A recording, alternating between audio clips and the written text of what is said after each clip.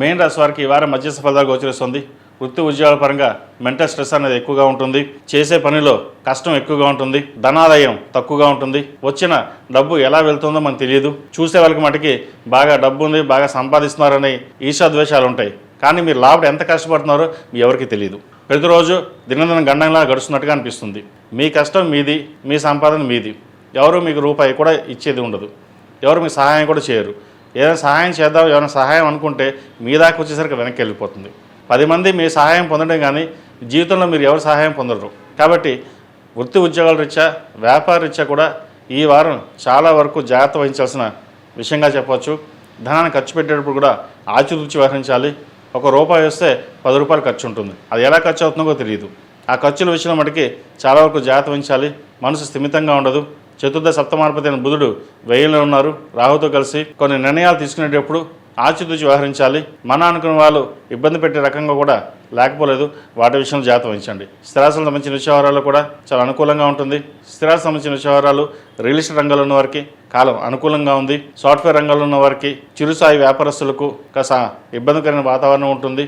ఉద్యోగస్తులకు రావాల్సిన బెనిఫిట్స్ ఏవైతే ఉన్నాయో అవి రాకపోవడం, ఉద్యోగం కోసం ప్రయత్నం చేస్తున్న వారికి చేదాకా వచ్చి ఉద్యోగం చేజారిపే అవకాశాలు కూడా లేకపోలేదు. ఏదైనా సరే ఒక నిర్ణయాన్ని తీసుకునేటప్పుడు 10 మంది సలహాలు తీసుకుని అది ఏది కరెక్టో రాంగో అది మీరు నిర్ణయించుకుని ముందుకు వెళ్ళినట్టయితే మంచి ఫలితాలు ఉంటాయి. అదేవిధంగా వీరికి ఏలినాడు నడుస్తుంది. శని భగవానుడు జన్మరాశిలో బలంగా ఉన్నారు. ద్వితీయ భాగ్యాధిపతి అయిన కుజుడు జన్మరాశిలో, షష్టమాధిపతి అయిన రవి జన్మరాశిలో ఉన్నారు. 3 గ్రహాలు జన్మరాశిలో ఉన్నాయి. దైవానుగ్రహం మీకు చక్కగా ఉంది. ఏదైనా ఒక మీరు పని అనుకుంటే అది నెరవేరుతుంది.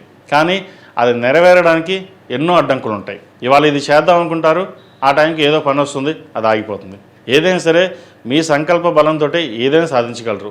జాతకం అనేది 50% ఉంటే 50% మన మీద డిపెండ్ అయి ఉంటుంది. కాబట్టి ఎటువంటి ఇబ్బందులు లేకుండా దైవానుగ్రహం నమ్ముకొని మీ పని మీరు చేయండి, మంచి ఫలితాలు ఉంటాయి. అదేవిధంగా ఈ రాశులు మించిన విద్యార్థులకు కష్టాన్ని తగిన ప్రతిఫలం తక్కువగా ఉంటుంది. స్నేహితులకు దూరంగా ఉండడం, చదువు మీద శ్రద్ధ పెట్టడం చెప్పదగినది. అందరూ మనవారే కదా అని కొన్ని విషయాలు చెప్పడం, అది బహిర్గతం చేయడం వల్ల ఇబ్బందులు ఉండే అవకాశం గోచరిస్తుంది.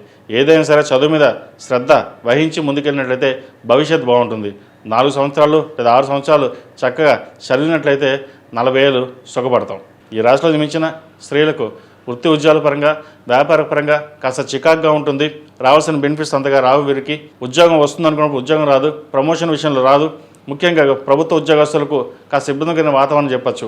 గడిచిన వారం కంటే మెయిన్ రాశి వారికి ఈ వారం చాలా వరకు మధ్యస్థ ఫలితాలు ఉన్నాయి. ఏదైనా సరే దైవాన్ని నమ్ముకుని మీ కష్టానికి మీరు పడినట్లయితే మంచి ఫలితాలు ఉంటాయి. వివాహ సంబంధించిన వ్యవహారాలు చేదాకా వచ్చిన సంబంధం చేజారిపోతుంది. అదొక బాధాకరమైన విషయం అని చెప్పవచ్చు. అదేవిధంగా పునర్వివాహ ప్రయత్నాలు చేస్తున్న వారు కూడా ఇదరికంగా ఉంటుంది. సంతానం సంబంధించిన వ్యవహారాల్లో ఎవరైతే కన్సీవ్ అయ్యారో వారు సంతానం ఆరోగ్యం పట్ల తప్పనిసరిగా కొన్ని జాగ్రత్తలు తీసుకోవాలి. ఈ రాశి వారు ప్రతిరోజు ప్రతినిత్యం శని స్తోత్రం, దుర్గా స్తోత్రం పఠించడం చెప్పదగినది. అదేవిధంగా అఘోర పశుపతి హోమం చేయించుకోవడం కూడా చెప్పదగిన సూచన. ఈ రాశిలో మించిన వారికి కలిసి వచ్చే సంఖ్య 6, కలిసి వచ్చే రంగు తెలుపు.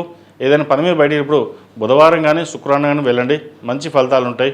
ప్రతిరోజు ప్రతినిత్యం రాహుకాల సమయంలో దీపారాధన చేయడం చెప్పదగింది. కాలభైరవ మెడలో వేసుకోవడం చెప్పదగిన సూచన. ఈ పూజస్టోర్.in పసుపు కుంకుమ నుంచి దేవతా విగ్రహాల దాకా అన్ని రకాల పూజలు, వ్రతాలు, గృహప్రవేశం, హోమాది శుభకార్యాలకు కావాల్సిన పూజా సామాగ్రి అంతా ఒక్కొక్క క్లిక్ తోనే మీ ఇంటి వద్దనే పొందండి. ఈ పూజస్టోర్.in